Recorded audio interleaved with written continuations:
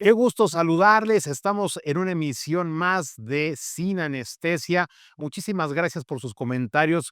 Sus opiniones son muy válidas para nosotros. Y como siempre, bueno, en este equipo de trabajo presento al maestro Israel Medina, maestro periodista. ¿Cómo estás, Israel? No, Fabio, ¿cómo estás? Gracias. Y bueno, pues ni qué decir, ¿verdad? Alejandro Rubalcaba, Muy buenas para todos. tardes, noches, a la hora que nos estén observando, hay llovías, ¿verdad? Oiga, pues muchísima información, como siempre, muy intenso. ¿Por qué siempre en septiembre se pone más intenso, Isra, no? Pues entre el fervor patrio y este espíritu nacionalista, ¿verdad? Predecembrino, dijeras, ¿no? Además, Y premuertos también. ya nos vamos a empezar a arrancar con el maretón de tragar, ¿no? Sí, no, empieza el pozole, empieza aquí las fiestas patrias. Pues bueno, tú eres de Guadalajara, ¿no? Sí, en Venezuela inició la primavera, acaba la Navidad. Bueno, pues muchos temas. Oigan, fíjese que justamente hace un año, en el Senado de la República ocurría un suceso que iba y que transformó por completo la impartición de justicia en este país. Hace un año, la Cuarta Transformación encontraba al esquirol que le faltaba para poder tener la mayoría calificada en el Senado y así poder hacer la reforma constitucional que cambió diametralmente el poder judicial desde la Suprema Corte hasta los jueces de lo común, como ya ocurrió también y está sucediendo aquí en Yucatán. Irra, hace un año, la Cuarta Transformación dijo: "Vamos a buscar entre los drenajes, entre lo más bajo, porque el que sea el esquirol tiene que ser una porquería", y ahí encontraron a los Yunes. Efectivamente, ahí empezó el inicio de esta transformación del poder judicial que fue aterrizando hasta llegar a los estados. Así es. ¿Venganza o necesario que se hiciera así, mi querido Rúa? Ambas dos. Una, sí se necesitaba ya cambiar el sistema. De cierta manera, Y sí. más que el sistema, tal vez los personajes, porque siempre eran los mismos de diario y era saber qué iba a pasar ante un caso. Si le tocaba a un ministro o a un güey, ya sabías por dónde iba a ocurrir, ¿no? ¿El nepotismo? Tanto a nivel federal como en los estados. Entonces, sí, a un cambio necesario. Así es. Y bueno, pues ya se renovó el poder judicial, mi querido Israel. Finalmente tú estuviste ahí y es parte de la transformación que se da con esta renovación del poder judicial, ¿no? ¿Cómo sientes? ¿Crees que va a mejorar? Se va, deja la presidencia, mejor dicho, María Carolina Silvestre Canto y Valdés, y me parece que como en toda gestión siempre quedan pendientes. Me viene a la mente así de bote pronto el caso de las juezas que no le dieron la protección suficiente a la niña Violeta, que pues lamentablemente perdió la vida a manos de un maltrato, no obstante que la madre biológica acusaba al padre y a su madrastra de que le estaban dando malos tratos a una niña de 8 años, y esta situación generó muchísima crítica, que si el Poder Judicial del Estado de Yucatán iba a llevar a rendir a cuentas a 2 impartidoras que no cumplieron a la vista de los hechos, y todo se quedó en investigación y nunca nos informaron de esto, Isra. Pues estamos ante un escenario diferente, ya pasamos la elección judicial, había mucho escepticismo de cómo se iba a realizar, si la gente iba a participar, ya se eligió a las magistradas, a los magistrados. ¿En qué punto estamos? En el inicio, hay una gran expectativa, eh, será Erika Torres López la que encabece los esfuerzos y bueno, pues ahora sí que habrá que darles el voto de confianza a las y los magistrados, Alex. Así es, y ahí de que me hicieron recordar de un caso, Uno de tantos, tantos, que quedaron en el tintero. de una mujer que fue sentenciada por la muerte de su marido, una mujer del oriente del estado de nombre América, que fue brutalmente sentenciada y en el proceso llegó otra vez al juez y a volver a sentenciar a las mismas jueces sin tomar la perspectiva de género. Hay mucha gente que espera en este cambio todos los casos en donde se ven involucradas, pues se tome, los que se ven involucradas las mujeres, se tome con perspectiva de género. Y en ese caso de esta mujer América, pues no se hizo y va a pasar 30 años en la prisión, al menos de que ocurra un milagro o tenga un muy buen abogado. Pues, Irra, me parece que en el caso concreto de Yucatán, si bien como todo cambio de expectativa, también hay temores, hay dudas, hay una nube de incertidumbre, ¿cómo va a marchar? Bueno, hay que entender que no es un cambio diametral, ¿no?, que se dio aquí en el Tribunal Superior de Justicia, como sí ocurrió en la instancia federal, más sin embargo, estamos en esa ruta. Y en ese camino, pues vimos que el gobernador Joaquín Díaz Mena, pues estaba muy contento, ¿no? Con el relevo, ¿no? Que se dio en la presidencia del Poder Judicial. No obstante que nunca se habló de ninguna desaveniencia, ¿no? Con la gestión de Carolina, ¿no? Sin embargo, como que Guacho andaba así, como que muy efusivo, ¿no? Como que muy esperanzado, quizás tratando de replicar lo que se vio a nivel nacional, ¿no? Con la Suprema Corte y la presidenta, y él a nivel estados también diciendo, incluso con esta iniciativa, ¿no? De que los jueces no pueden ganar más que el gobernador. Sí, y hay que decir que las magistraturas que estaban antes empezaron a estar estableciendo una serie de pues andamiajes para ir colocando a gente afín a ellos. Para nadie es un secreto que las magistraturas que todavía permanecen están identificadas con el exgobernador Mauricio Vila y se empezó a convertir el Poder Judicial en un refugio de panistas sin empleo y se crearon, según el sindicato progresista, alrededor de 100 puestos, y no estamos hablando de cargos de sueldos bajos, estamos hablando de Sí, sí. alta burocracia Ajá. con sueldos muy elevados. Habrá que revisar esto, será una de las primeras tareas de la nueva administración en el Poder Judicial, de revisar cada puesto que se creó en los últimos meses. Alex, porque muchos brincaron incluso de un Congreso dominado por los panistas, brincaron al Poder Judicial. Y son puestos administrativos y más no de impartición de justicia, o fueron administrativos, entonces había un exceso de burocracia allá, entonces, y los altos sueldos, pues Claro. va a mermar. Y muchos también, incluso del Poder Ejecutivo, brincaron, encontraron un nicho de refugio en el Poder Judicial.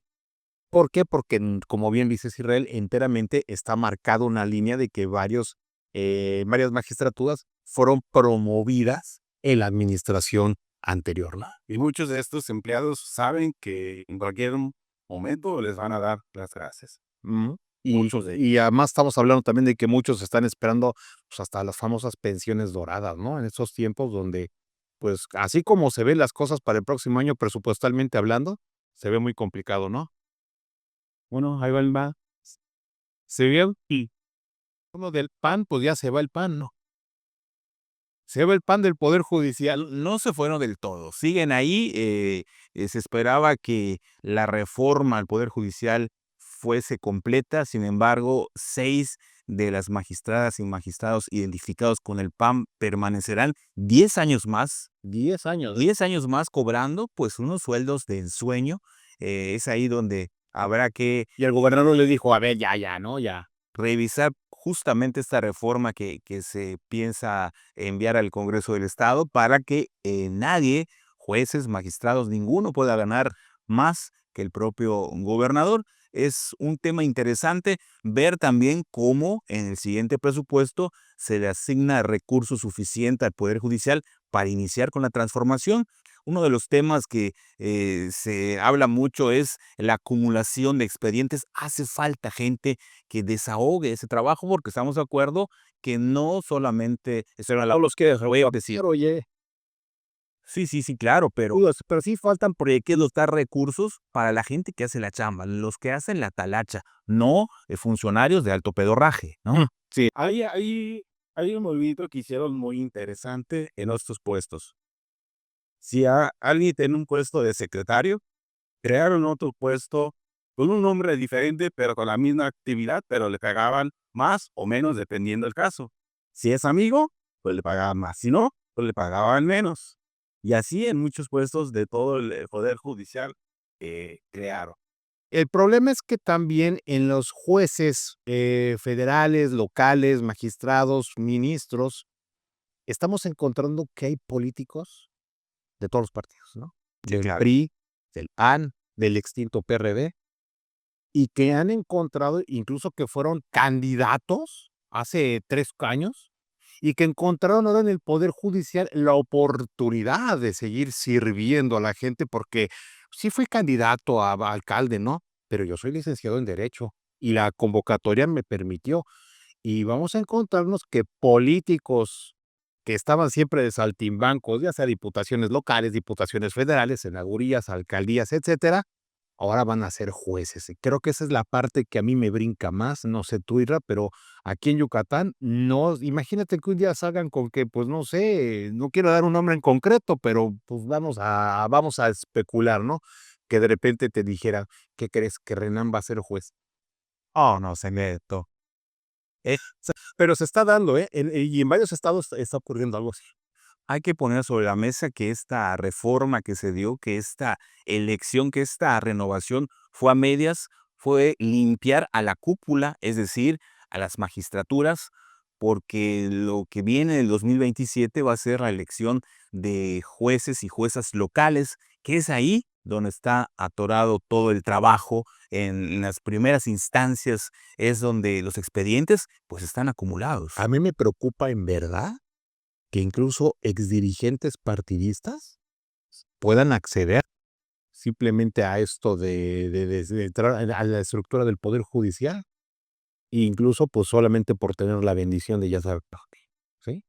Porque esa es la gran crítica a nivel nacional, que si una expresión política, en este caso Morena, se ha apoderado del poder judicial, y así como ocurrió con la Suprema Corte y con el Tribunal Electoral, se esté y con el Tribunal de Disciplina. Esa es otra innovación que tenemos, ¿no? Lo que era el Consejo de la Judicatura se transformó en el Tribunal de Disciplina, y que todo esto está controlado finalmente por una expresión. Digo, no por nada los acordeones quedaron en el mismo orden exactamente los que se postularon los acordeones. Sabían que era más fácil, que es más fácil y tienes más probabilidades de ganarte el melate que lo como quedó el acordeón, por favor. Entonces no nos hagamos tampoco, ni vamos a hacernos de los ojos de la vista gorda. Pero sí me preocupa que de repente, y pasó en unas entidades con Morelos, que una excandidata priista, exdiputada federal priista, pues, ¿qué creen? Que ahora es jueza en materia laboral a nivel federal. Y resulta que su media hermana trabaja con Pedro Aces. Pues digo, no hay que mal pensarle, ¿no? Claro. Todos los temas laborales de Pedro Aces, donde trabaja la hermana, se los van a pasar ahora a la hermana que se hizo jueza y las 2 estaban en el PRI. Guau.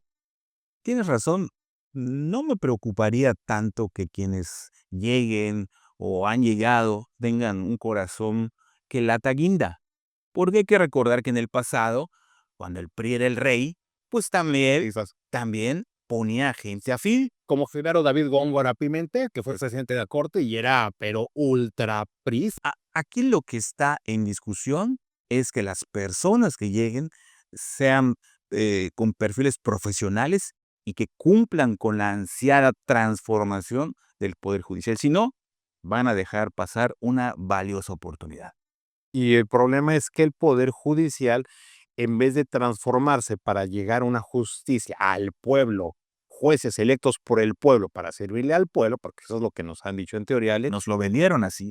ajá, que se vuelva finalmente una máscara para llegar a acceder a controlar un Poder Judicial al servicio simplemente de otro grupo de poder. Ahora la elección de los jueces va a estar difícil. Yo lo veo así porque sí. ¿Qué pasó con lo de los magistrados? Muy poca gente fue a votar. Ahora la gente saldrá a votar por los jueces, estará contenta con los resultados de los magistrados y sobre todo el tema de los sueldos. Yo lo veo muy difícil que se los baje. El Congreso necesitaría tener la mayoría calificada para que bajen y si no votan todos a favor, pues ahí va a seguir los sueldos altos. Y ahora, pues eso es un tema que viene muy ad hoc, porque hoy hace un año se dio este cambio. Habrá que ser optimistas de lo que venga en el Poder Judicial y bueno, pues que la transformación se note. Y que a nivel nacional, en la Suprema Corte, pues el ministro presidente Hugo Aguilar, ya, ya hicieron su ceremonia chamanesca, muy pop, la verdad, porque fue una mezcolanza de varios rituales, entre mayas, tzotzíles, mexicas, etcétera. Bueno, ya, por favor, ya, ¿sí? Ya. Nada más les faltó como voladores de Papantla, ¿no? También ahí vende, pero, o sea, ya esto. Y no estamos en contra de los pueblos originarios, no se malinterprete, ¿sí? Claro. Pero estuvo muy pop esto, no sé si era chamán, si eran brujos de Catemaco o eran, quién sabe qué eran, pero se vio muy pop. Ya, por favor, a trabajar, Eso sí, que para eso se les cayó, nos así que a muchos como el burro que tocó la flauta. totalmente. ¿Verdad? ¿No? Irra y Alex, pues también ya estamos Hablando de transformación. hablando de transformación. Llegó la cuarta transformación a la gubernatura de Yucatán. Oh, ya que empezamos este programa con recuerdos, hoy, hace 5 años, se presentó el Estadio Sostenible. ¿Dónde está? Pues ahora es el edificio del Tren Maya. El hace del tren. Sí, un día como hoy, hace 5 años, me acuerdo que el gobernador Vila lo clavaron con eso, ¿no? De un estadio sostenible que iba a ser para béisbol, fútbol y hasta de americano casi, que iba a tener hoteles, instalaciones en ese predio donde hoy está la sede del Tren Maya. Es correcto, y gastaron millones de pesos en promocionarlo en medios nacionales durante varios días. ¿Y dónde está? Bueno, pues son parte de las, Sí, hubiera sido una locura construir un estadio en esa zona. ahí, sí, de por sí, con las 2 plazas comerciales que están ahí enfrentito, más aparte la salida hacia Progreso, pues eso era Y el mismo siglo XXI, un evento de 2,000, 3,000 personas colapsa la zona. Claro. Sí, y fue muy criticado este asunto y que al final de cuentas, a mí me parece que ahí al exgobernador Vila, pues le metieron el tamaño del estadio que nunca se hizo. Más bien un tobesote. Bueno, pero cómo se la sacó, también ya hizo su buena faena, ¿no? De que la sede del Tren Maya, pues se radicara en la ciudad de Mérida y ahí construyeron. Dijo, es más, miren, nosotros ponemos el terreno. Así le dijo igual con el libro de la plancha, ¿no? Pero bueno, hablando de la transformación, ahora sí. Pues ya nos pisa los talones también el primer año de gestión del gobernador Joaquín Díaz Mena. ¿Qué le has visto tú? ¿Qué destacas? ¿Y qué dices? Híjoles, aquí se me hace que sí pisaron la cáscara de plata. Pues ha sido un periodo de transición, cambiar de un gobierno de derecha a lo que hoy tenemos, Una derecha muy arraigada por años en Yucatán. definitivamente, y bueno, pues se ha hecho el esfuerzo. Me parece que el propio gobernador tendrá que hacer los ajustes. Primero, la revisión de si la gente con la que llegó al gobierno está cumpliendo. Él cumplió los compromisos que estableció en campaña, repartió el juego para todas y todos, y ahora habrá que hacer este corte de caja y ver quiénes han cumplido, quiénes han dado resultados. Me parece que por ahí hay algunos baquetones en el gabinete que están pateando la lata y de repente no le meten tantas ganas a esto, incluso adelantándose ya con cierto futurismo político. Sí. ¿Quién, Alex? ¿Quién dice? Sí, de plano no. Bueno, hay quienes, como dice el país Israel, va fateando la lata, pero hay otros que sí están trabajando, pero no lo presumen, lo van Más mesurados. más mesurados, no lo hacen de público a la sociedad, pero que están ahí y que hacen su trabajo, pero hay otros que sí de plano dejan muy de ver. El resbalón de Federica Quijana. Ese sí Sí, fue. Eso sí fue. Entendemos que fue una cuota, ¿no? Claro, de poder finalmente, ¿no? Para Partido Verde incluso. Y luego, pues sabemos que no pasó nada y que incluso tuvieron que hacer el relevo. Entendemos que incluso Federica, pues incluso problemas de salud ahí en Ciudad de México, que la aseguradora ni siquiera le pagaba la rehabilitación, pero fue un error colocarla en una cartera tan importante. yo a quien veo un poco más metido en su trabajo es el secretario de Economía, Hermilio. Lo veo un poco más enfocado en su chamba, en hacer las cosas más en campaña, ¿no? Más campaña también. Y, pero que conoce del tema, sabe cómo se mueven las cosas y le echa ganas. Pero hay otros que de plano, ay, Dios mío santo. Nombres, comprométanse.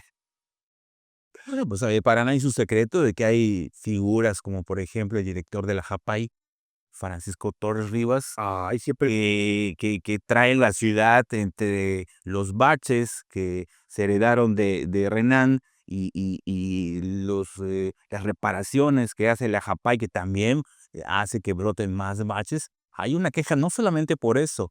Muchos usuarios y usuarias del servicio se quejan de baja presión, que también está relacionado con el tema de los constantes apagones, pero habrá también que traer a cuentas a Panchito, porque digo, no es nada personal, no es absolutamente nada personal, pero pues está entre quienes a lo mejor no han dado la talla en la chamba. Yo creo que en ese puesto, bueno, Pachito se supone que es ingeniero y Se las ingenia para no hacer lo que debe de hacer. es esa oficina ocupa muchísimo dinero y todos los días recibe mucho dinero. Y timbra la caja, sí. Timbra.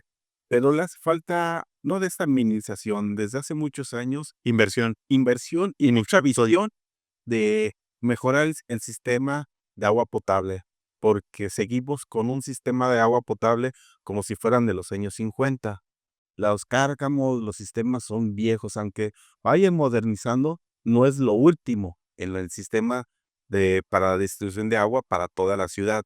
Entonces, falta un poco más de visión. Yo veo en otros estados donde ya hay una visión a futuro mucho más amplia y donde el agua es escasa, mientras que aquí tenemos mucha agua y mucha agua que se va contaminando todos los días. Y se quedan encharcados además. Ese es un tema que falta un poco más de visión.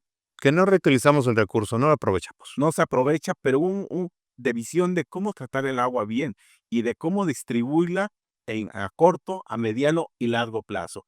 Obviamente, pues para esto se ocupa pues millones de pesos, ¿no? De hecho, habría que hacer un cambio y ahora sí una transformación, dejar atrás este asunto recaudatorio de la JAPAI, a lo mejor ceder esa función al Ayuntamiento de Mérida, no va a ocurrir, No. pero así debería de ser, y convertir a la JAPAI en una agencia estatal del agua, que sea el regulador y que acompañe no solamente a Mérida, porque hay que decirlo, la JAPAI solamente ofrece el servicio a la capital Lo yucateca. hace la Conagua, que es el Deberíamos tener una Conagua estatal, una especie Sí, de organismo similar. que no recaiga esto en la Secretaría de Desarrollo Sustentable, porque de verdad siento que en esa burocracia no tan bien definida, ahí se perdió.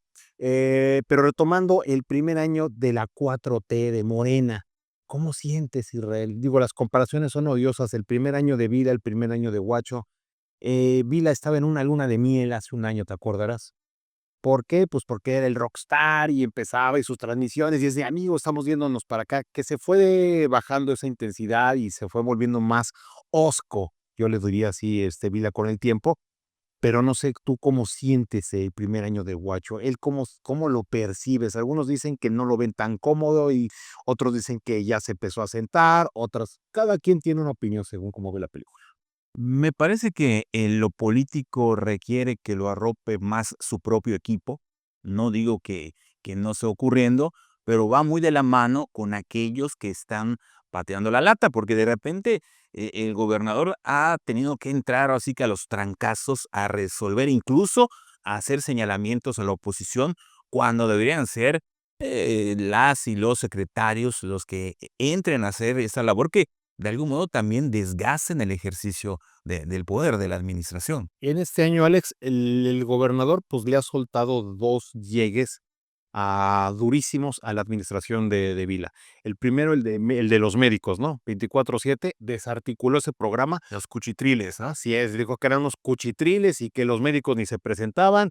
Y bueno, pues ahí el PAN ni siquiera. Y había un tema también de aviadurías, ¿no? Y había un negocio, era un negocio totalmente. Recuerden que el hoy diputado Roger Torres Peniche lo defendía a capa y espada porque él lo manejaba. Así es, él lo instauró. Pero era de médicos que no se presentaban, de cobrar sin trabajo. Nos decía que el 24/7 pues era un cuchitril de 4x5, donde no había ninguna comodidad, el médico a veces no llegaba o se dormía, y que si te daban alguna medicina te la daban en una bolsita con 2 pastillas de paracetamol. Y todos estos centros de salud que nos vendieron la idea que se rehabilitaron, pues hoy se sabe que fueron reparaciones solamente de fachada, ¿no? Este fue el primer golpe que da el gobernador Joaquín Díaz Mena directo a su antecesor. Y el segundo se llama la herencia maldita. El vaivén es una herencia maldita de Vila Bebé. Es correcto. Es correcto que, desgraciadamente, creo que va de la mano con el siguiente tema que vamos a platicar. Pues Jacinto Sosa sigue sin buscarle la cuadratura, O sea, como a lo que le dejó Cotaseque. Que también hay que decirlo, ¿no? le dejaron una caja china que todavía no termina de entender. Un Rubik. No sabe cómo Así es. armar los colores. Y además fue deliberado. Eso fue deliberado. ¿Por qué? ¿Qué es lo que más se quejan? Que el que no alcanza para pagarle a los concesionarios, ¿no? Que cobran por kilómetro. Y los concesionarios dicen: "Es que ya llevan tantos meses sin pagarnos, estamos a punto de parar el servicio". Ayer escuchaba a 2 usuarios simplemente de aquí de Macroplaza a Pacartún, eran las 11 de la noche, dijeron: "Es que va a pasar hasta las 12:15 va a pasar, no podemos esperar, y esto no tiene apenas 3 semanas, cuando antes era muy efectivo, ¿por qué bajaron las frecuencias?". Uno me dijo: "Es que el gobierno quiere con esto hacer quedar mal a los concesionarios", y el otro me dijo: "No, no es cierto, los concesionarios son los que quieren hacer quedar mal al gobierno porque quieren que regrese los camiones viejos". No sé ustedes qué opinión tengan de esto, pero creo que entre los concesionarios y el gobierno y Cottasec y lo que dejaron y la herencia maldita y Jacinto Sosa, el peor perjudicado es el usuario.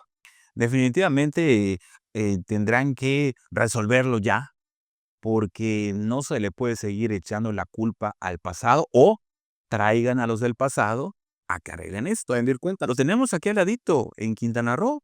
Si es un desbarajuste lo que les dejaron, pues que llamen a Rafael Hernández Cottasec y le explique con peras y manzanas a Jacinto dónde está el cómo resolver todo este desmadre que se trae. Pues creo que los camiones viejos no van a volver, pero sí el camión nuevo, el vaivén, y va a seguir funcionando, pero tal vez un poco menos. Y las rutas de los camiones viejos, también hay que decirlo, hay 4 rutas que van del centro hacia el fraccionamiento Los Héroes. Antes de que llegara el vaivén, esas mismas rutas operaban, y una de esas rutas entra a San Camilo, ¿sí? Bueno, se supone que cuando entraba el vaivén, ya todo eran camiones nuevos, modernos, aire acondicionado. Sin embargo, los concesionarios siguen manteniendo una de esas rutas alternas para entrar a San Camilo, del centro a San Camilo. Porque necesitas finalmente las rutas antiguas, no puedes cubrir todas. Sin embargo, esa ruta antigua que circula por un costado pasa la nueva. La única diferencia son 2 o 3 cuadras. Entonces también, pues, hay que reorganizar. Así como del otro lado de la ciudad hay rutas que hay gente que dice: "Es que en el camión que llega hasta Sierra Papacal son 2 o 3 personas, ¿por qué no lo amplían mejor hasta Progreso y traería más gente de ida y de venida?". Podría ser. En este caso, Israel, se ha hablado de que el gobernador dijo: "No, no voy a desaparecer el vaivén, no lo puede desaparecer". Y no lo vas a hacer. No, primero cuando llegó quisieron cambiarle la cromática, ¿no? Y cuando dijeron: "Es que sale muy caro", oiga, quiero agarrar, pues ya sabe, ¿no? Finalmente el sistema de transporte público siempre ha sido, pues ahí hay una lanita, ¿no? Por si se ofrece algo inmediatamente. ¿Qué cree? Que toda la lana se va a un fideicomiso. Otro gancho al hígado. Y luego, oiga, pues que el Yetram, ¿no? Que está costando muy caro. Por cierto, rápidamente hago la acotación. El Yetram es un tranvía urbano que debe de ir en un suelo muy parejo. Por eso es que el carril del periférico lo habían arreglado específicamente para que el Yetram pudiera circular incluso sobre los puentes del periférico. Llega esta administración de Jacinto Sosa y dice: "No, el Yetram se tiene que ir a la lateral", y ya ven los pasos peatonales que están principalmente en los puentes y estos, que son como unos topes gigantescos. Yo nada más cuando veo que pase el Yetram por ahí, que no está diseñado para ese tipo de obstáculos, digo: "Ay, hasta me duele", porque sé lo que costaron. Y además los españoles de Irizar, que lo suministraron, dijeron: "Esto tiene que ir a ras de piso", y lo estás pasando por Me van a perdonar, pero no es para darle en la torre. me parece que en particular el servicio del Yetram, ese sí, debería dar marcha atrás la agencia de transporte, porque es muy caro y las unidades normalmente van vacías. Entonces es tirar dinero en saco roto. Porque además está planeado para dar servicio al Tren Maya. Fue un capricho de Mauricio Vila que lo vendió para conectarlo precisamente con las estaciones y meter en el juego al expresidente Andrés Manuel López Obrador para que le aporte recursos y él salirse con el gusto y el titular de el servicio 100% eléctrico, el primero en Latinoamérica. Eso quería llevarse como su legado, pero pues sí, sí, sí, pero Yo siento que sí. ¿Y saben dónde nos vamos a dar cuenta, Alex? Y eso te va a tocar a ti verlo muy de cerca. Y ya no falta mucho para que lo vemos. el presupuesto que le asignen a la Agencia del Transporte de Yucatán, eso nos va a dar la idea clarísima de si este gobierno lo quiere mantener como está o de plano va a dejar que se caiga un poco para que la gente, la presión social diga hay que reconfigurar y hasta ahí te va la iniciativa para rehacerlo todo esto. Esto ya lo están trabajando y créeme que va a ser un debate muy fuerte en el Congreso porque los panistas van a salir a defender a Vila, a ese proyecto y no van a estar de acuerdo. Y son la mayoría, y ellos aportan la mayoría calificada que se necesita. Entonces van a negociarlo de alguna manera, pero esa discusión va a estar muy fuerte de cuánto dinero van a pedir. Habrá que separar de eso la politiquería, las posturas políticas y de verdad dar una solución técnica y desde luego financiera, porque alguien tiene que pagar el servicio. Y pues los que a lo mejor van a terminar haciéndolo van a ser las y los usuarios. Decía nuestro amigo René Flores, a quien le mando un saludo, ingeniero vial, una solución es que no paguen por kilómetro recorrido, aunque no esté vacía la unidad, llena o vacía, no, que se pague por usuario, que le paguen al concesionario, pero por número de personas, por usuario, y no por kilómetro recorrido, como es el esquema original. ¿Por qué? Porque tú estás pagando, como tú bien dices, a veces rutas que van semivacías, pero todas le estás pagando la misma cuota por el kilómetro. El tema es lo que dice la letra chiquita de las concesiones, porque ahí hubo mucho oscurantismo al momento de asignarlas y ni la agencia de transporte es lo suficientemente clara, ni los concesionarios. Y creo que ahí va a venir la reforma. Le van a tener que meter una. Ahí realmente va a haber un cambio en la ley, va a ser un tema muy complicado y va a haber o más bien donde nos vamos a dar cuenta de, como dice Israel, de todas esas letras chiquititas, de todas esas que están marcadas con un macatexto y de lo que se puede hacer y de lo que no, y de lo que firmó Vila, de lo que firmó el JC. Y ahí es donde se va a dar la reforma, el cambio para mejorar financieramente este sistema. Sí, con el pretexto de que vamos a dar una iniciativa para rehacer el sistema público, pues ¿para qué gastarnos tanto dinero este año? No, y recordemos que hoy circulan cientos de camiones, pero hay otros que están detenidos, los llamados mini vaivén o los babies vaivén. Pero esos son del anterior titular del Frente Único de Vili Fernández, y ahí se quemaron con un dineral. ¿Por qué? Porque son eléctricos y acuérdate que los centros de carga, de los 4 o 2, están quemados. Entonces, ¿qué le vamos a hacer? En fin, pues bueno, pues nos vamos, Isra, vámonos en el vaivén. Vámonos en el vaivén. En el Yetam nos vamos, ¿no? En Uber, nos vamos en Uber. Muchísimas gracias por favor su atención. Síganos cada semana aquí en Sin Anestesia, la verdad, aunque duela. Estamos en nuestras redes sociales y bueno, pues la próxima semana. Isra. La próxima semana. Gracias también al señor, aquí a Moisés Alcántara, quien estuvo apoyándonos en la parte técnica, y por supuesto aquí al interior del estado con Manuel Kawich Verde, a quien también pueden escuchar todas las mañanas ahí en Nueva Vida FM. Gran americanista. Híjole, Celerato Ortiz. Vámonos mejor